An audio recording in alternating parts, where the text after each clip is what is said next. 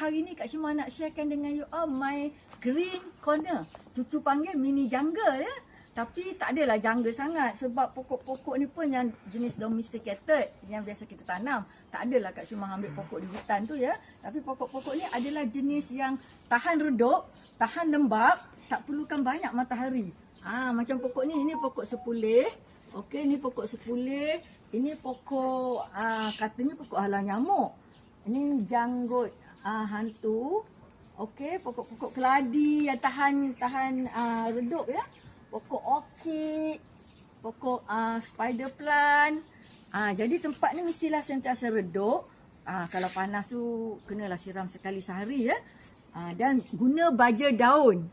Baja daun seminggu sekali sebab dia jenis berdaun. Okey, itulah dia yang Kak Syuma nak sharekan my jungle corner atau my mini jungle. Okey, bye, salam.